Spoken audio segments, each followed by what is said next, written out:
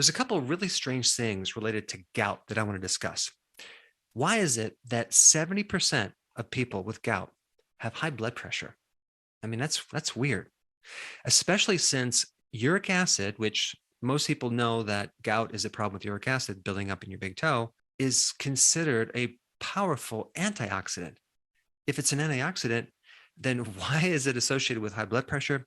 And why is it associated with so much pain in your right big toe? So that's what we're going to sort out today. And I have some interesting conclusions and ideas. If you have gout, you're going to be very glad you watched this video. It's not just high levels of uric acid in your blood that's causing gout, because they found there's no correlation between levels of uric acid in the blood and gout attacks. But they do know the pain of gout is this uric acid crystal formation, creating a lot of inflammation. So what is going on here? Well, what they do know, your kidney is not able to get rid of this uric acid effectively. It tends to retain uric acid, and then somehow it leaks into the joint of your big toe and it forms crystals. The main medication for gout is called allopurinol. And what that does is it inhibits the formation of uric acid. There's an enzyme called xanthine oxidase, which helps you make uric acid.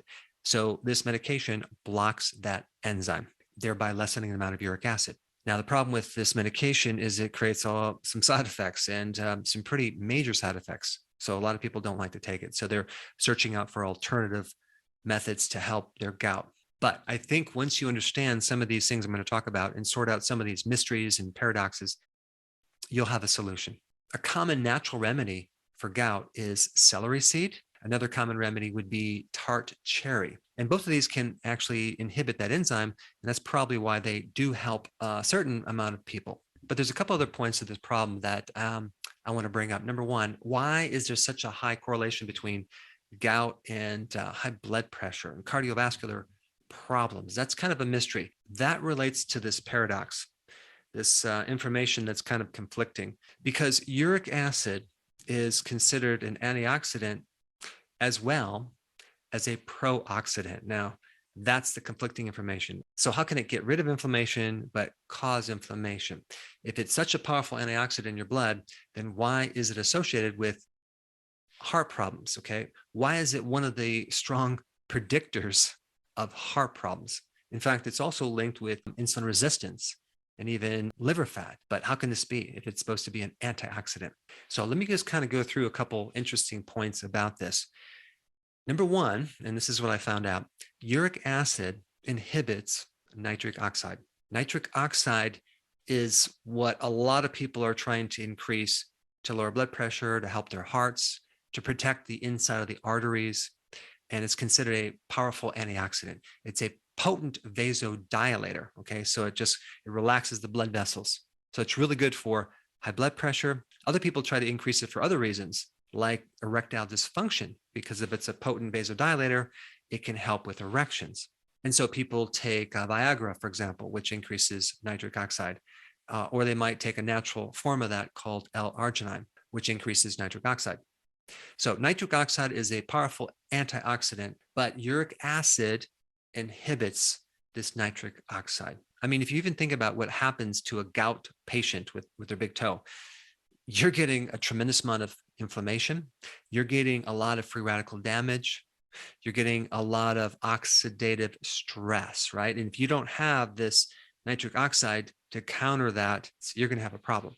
The other point I want to bring up, and this is interesting, nitric oxide can help regulate that enzyme that makes uric acid. So it can help decrease or inhibit this xanthine oxidase. But on the flip side, if you have uric acid, that's going to inhibit nitric oxide. So what's going on? I really think what's really going on at a deeper level is there must be some type of a genetic weakness that sets someone up for this problem with the inability to eliminate uric acid, and maybe even the inability to produce enough nitric oxide or absorb enough nitric oxide. But that being said, I'm going to cover some other points that relate to this. Coming back to this celery, this phytonutrient that can help increase nitric oxide is not really present in large quantities in the stalk, but it is present in the celery seed extract in larger amounts, as well as the celery leaves, okay? There's little things that you kind of cut off and don't eat, right? Those are the things you need to eat if you have gout. It's the leaves of the celery. Now, you can also get this phytonutrient from artichokes. Artichokes is a good source, also sage and thyme. And you can also get it in a lot of other leafy greens as well. But I'm just pointing this out that there's even people that have claimed to get rid of their gout by taking artichoke. Another common remedy would be to actually lower your sodium chloride.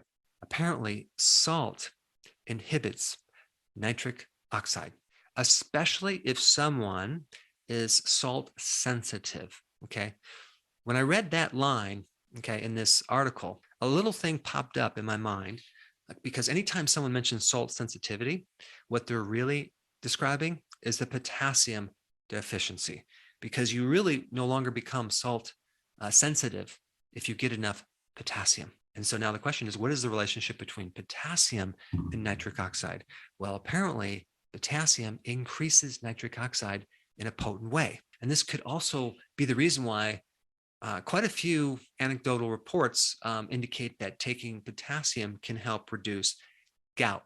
And so you have this restriction of sodium that helps gout and this taking potassium that helps gout. Personally, I think it's the ratios. If you get the ratios just right, I think you're going to be in good shape. But if you have gout and you're taking a lot of sodium, that could potentially be a problem. I always recommend having sufficient amount of salt, especially sea salt. But for some people with gout, maybe it's not the best idea. Maybe you restrict your salt, but you start really increasing your potassium to the level where maybe your gout can go away. Now, the other thing related to potassium is that diuretics, okay, deplete potassium. They also get rid of sodium. And diuretics are linked with decreasing nitric oxide as well as uric acid. And potassium is alkaline. And so we also know that if you alkalize your urine, you'll have less gout attacks. Another interesting connection. Omega-3 fatty acids also increase nitric oxide, okay? And we know that omega-3 is an anti-inflammatory. And so the real big idea with nitric oxide is this. It's an antioxidant, okay? And if you have inflammation in your big toe, you need antioxidants. And nitric oxide could just be what you've been missing. And there's also some additional data about uric acid that I'm going to bring up now. Is it an antioxidant? Is it a pro-oxidant?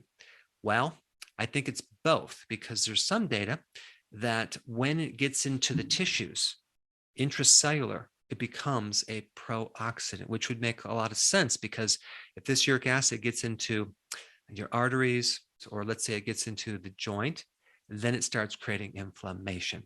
That's why we need nitric oxide, because it's not only an anti-inflammatory, it's an antioxidant as well. There's another term I want to introduce you to, and it's called an inflammasome, a protein that is within the immune system that you're born with. And apparently this inflammasome triggers a cascade of inflammatory things that happen, a gout attack. And nitric oxide is a potent suppressor of this inflammasome. What are some other things that can trigger a gout attack?